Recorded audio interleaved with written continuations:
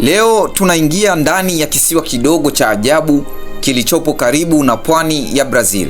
Kwa macho ya mbali kinaonekana kama kisiwa cha kawaida tu, lakini ukweli uliopo ndani yake ni wa kutisha.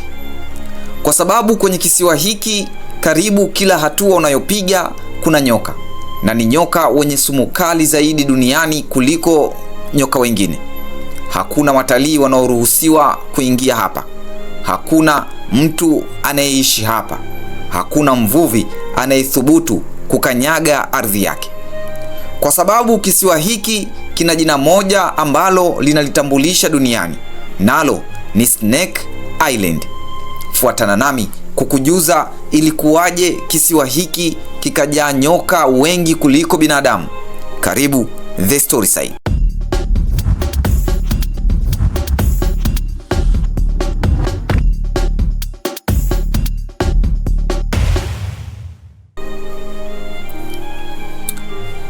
Snake Island inajulikana rasmi kwa jina la Ilha da Queimada Grande. Ni kisiwa kidogo kilichopo katika bahari ya Atlantic, takriban kilomita 33 kutoka pwani ya kusini mashariki mwa Brazil, karibu na jimbo la Sao Paulo. Kijiografia, kisiwa hiki kiko karibu na mji wa pwani unaoitwa Itenheim, na kinaweza kufikiwa kwa safari ya takriban saa 1 hadi 2 kwa boti kutoka bara, kutegemea hali ya bahari. Kwa ukubwa, Snake Island kina eneo la karibu kilomita za mraba 0.43 sawa na takriban mita za mraba 440,030.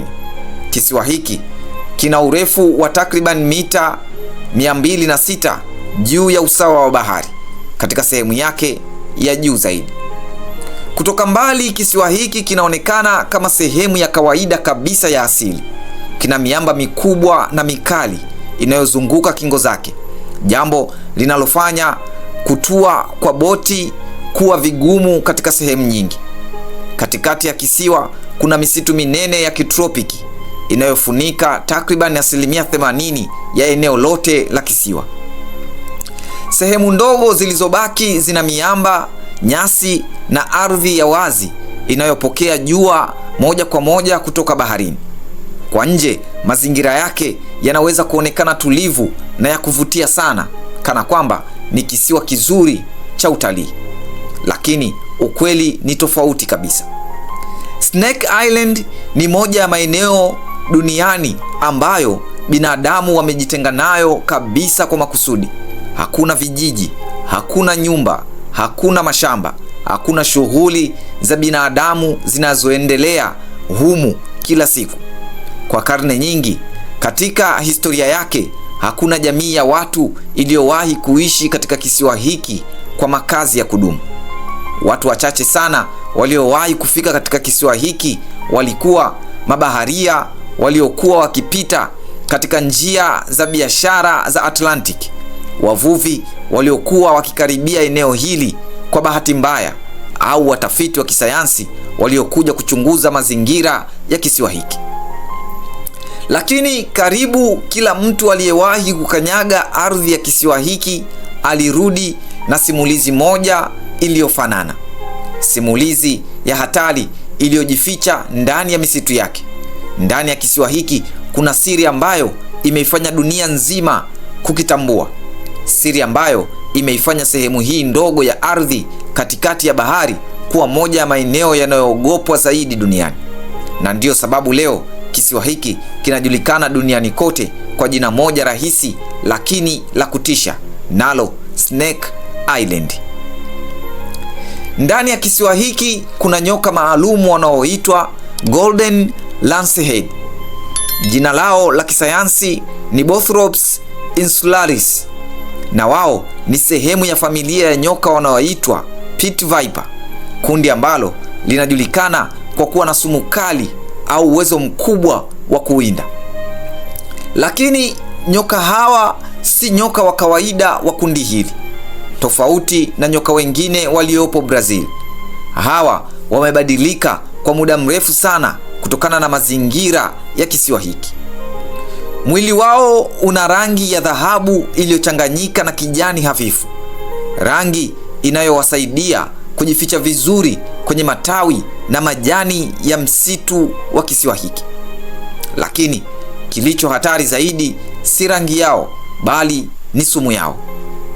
Watafiti wa wanyama wanasema sumu ya nyoka hawa ina nguvu kubwa sana kiasi kwamba inaweza kuharibu tishu za mwili kwa haraka, kusababisha damu kuganda vibaya ndani ya mwili, na katika baadhi ya matukio kumuua mtu ndani ya muda mfupi sana ikiwa msaada wa haraka hautapatikana.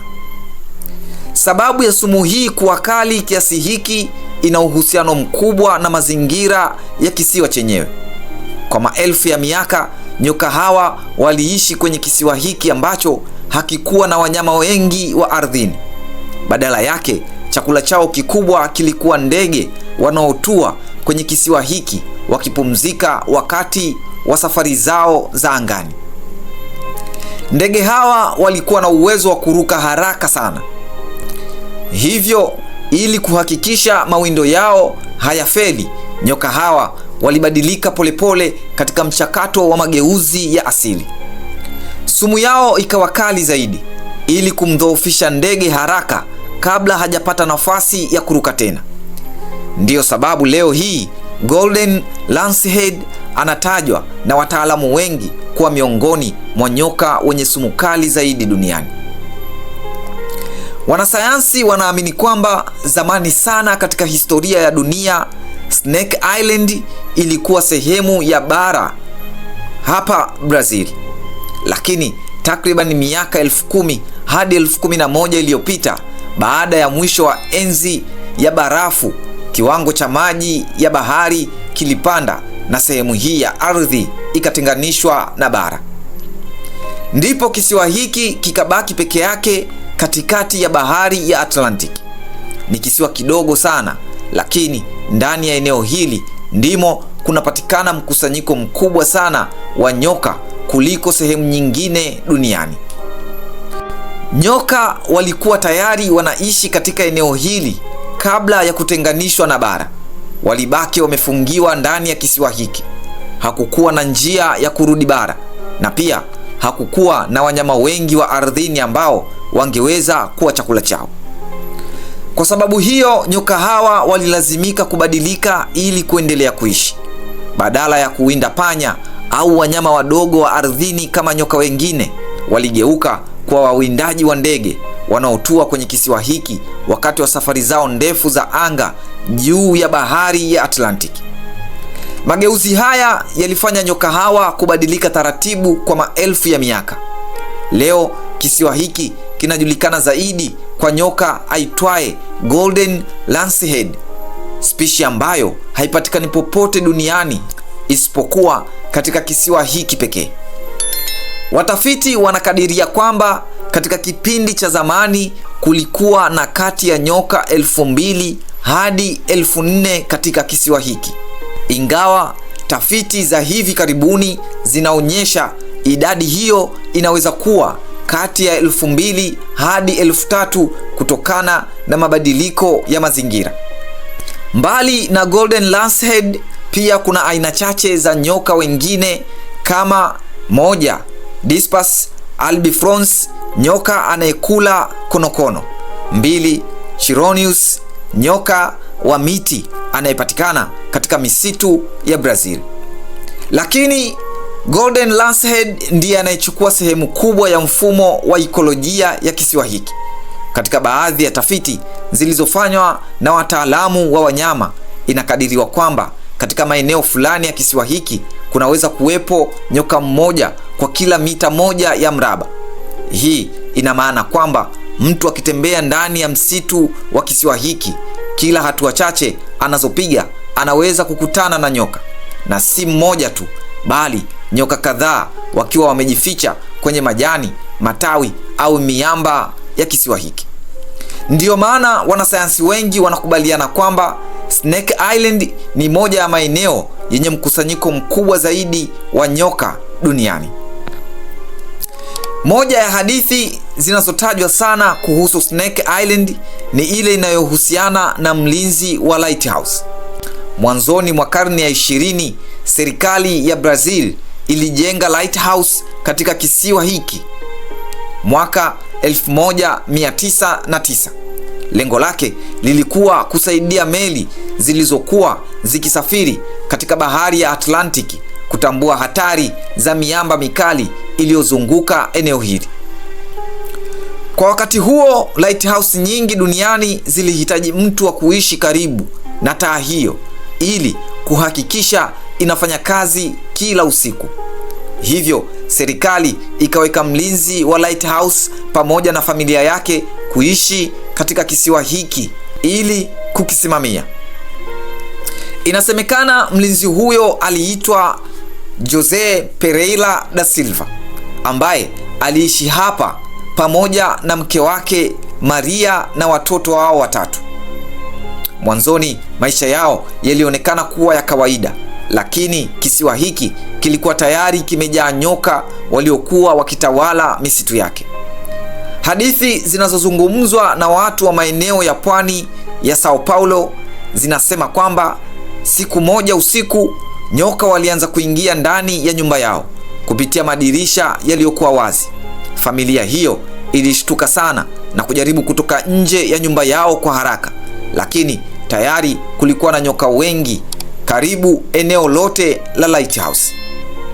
Inaelezwa kwamba walijaribu kukimbia ufukweni wakitafuta boti ili kuondoka kwenye kisiwa hiki, lakini hawakufanikiwa. Hadithi hiyo inasema familia hiyo iliuawa kwa kuumwa na nyoka kabla ya kupata msaada wowote.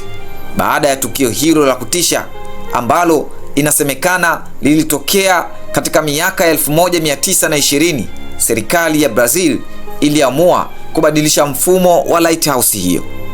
Badala ya kuwa na mlinzi wa kuishi hapo, taa hiyo ikawekwa mfumo wa kujiendesha yenyewe, na tangu wakati huo hakuna familia iliyowahi kuishi tena kwenye kisiwa hiki cha Snake Island. Kadiri hadithi na taarifa kuhusu hatari ya kisiwa hiki zilivyozidi kujulikana, serikali ya Brazil ililazimika kuchukua uamuzi mkali. Katika miaka 1980, serikali ya Brazil kupitia taasisi yake ya mazingira ilitangaza rasmi kisiwa cha Snake Island kuwa eneo la ulinzi maalumu wa mazingira. Hii ilimaanisha kwamba kisiwa hiki kitafungwa kwa watu wa kawaida. Kuanzia wakati huo, hakuna mtalii aliyeruhusiwa kwenda hapa. Hakuna wavuvi walioruhusiwa kuweka nanga katika kisiwa hiki, na mtu yeyote anayetaka kufika hapa lazima apate ruhusa maalum kutoka kwa mamlaka ya mazingira ya Brazil.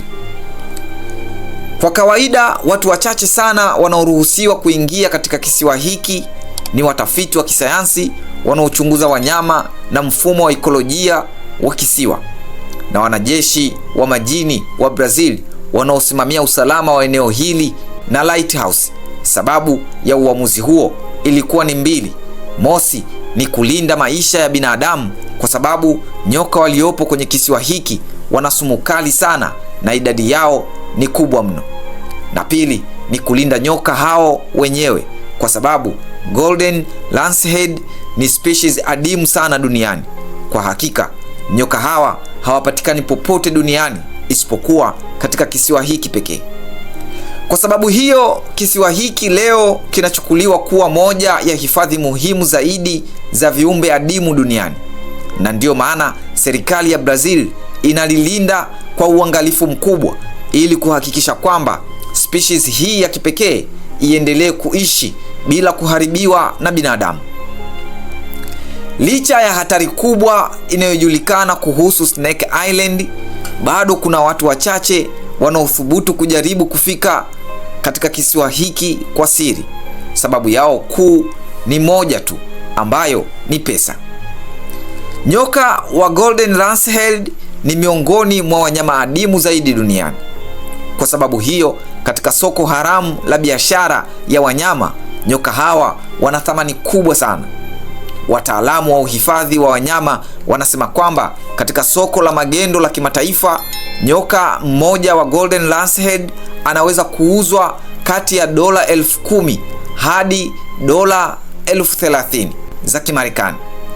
Katika baadhi ya matukio nadra sana, hasa kwa nyoka aliye hai na mwenye afya nzuri kwa ajili ya tafiti au wafugaji haramu wa wanyama, bei inaweza kufikia dola 50,000.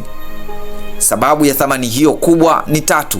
Ni species adimu sana inayopatikana katika kisiwa kimoja tu duniani.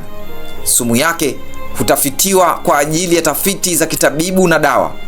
Wafugaji haramu wa wanyama nadra wanaitafuta kwa ajili ya mkusanyiko yao binafsi. Hii ndiyo sababu inavutia baadhi ya wawindaji haramu kujaribu kufika kwenye kisiwa hiki usiku, wakitumaini ya kwamba kuwakamata nyoka na kuwatorosha nje ya Brazil. Lakini jaribio hilo si rahisi, kwa sababu kisiwa chenyewe tayari kina idadi kubwa sana ya nyoka wenye sumu kali, na mara nyingi watu wanaothubutu kuingia katika misitu yake bila vifaa maalum vya kujikinga na uzoefu wa kushughulika na nyoka wanajikuta kwenye hatari kubwa sana ya maisha. Ndiyo maana kuna hadithi nyingi zinazosemwa kuhusu watu waliojaribu kuingia kwenye kisiwa hiki kwa siri, lakini hawakuwahi kurudi tena. Leo hii Snake Island imebaki kuwa moja ya maeneo ya ajabu na ya kutisha zaidi duniani. Ni kisiwa ambacho kipo karibu na bara la Brazil, lakini kwa vitendo kimejitenga kabisa na maisha ya binadamu. Hakuna watalii wanaoruhusiwa kuingia, hakuna wavuvi anayeruhusiwa kukanyaga ardhi yake, na hata boti zinazopita karibu na eneo hili mara nyingi hupewa tahadhari ya kutokaribia sana kisiwa hiki. Watu pekee wanaopata ruhusa ya kuingia ni watafiti wachache wa kisayansi ambao huenda huko mara chache sana kwa ajili ya kufanya tafiti kuhusu nyoka na mazingira ya kisiwa hiki. Lakini hata wao hawaendi kiholela.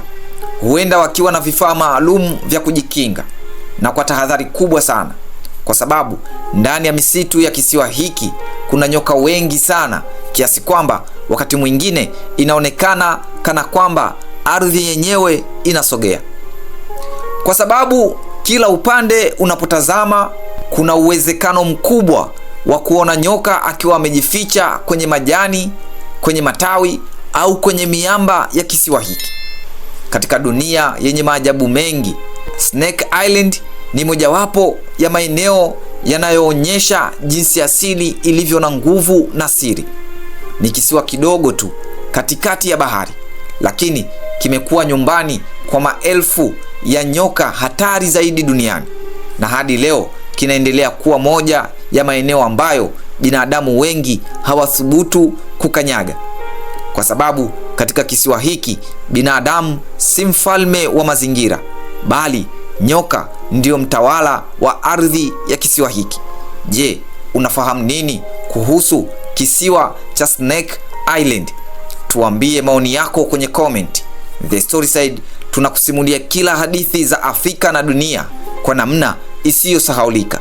Ni mahali ambapo tunafanya historia haiishi, bali inaishi kupitia simulizi zetu. Usisahau kusubscribe, kulike na kushare simulizi hii kwa wengine. Tuonane kwenye simulizi inayofuata hapa The Storyside.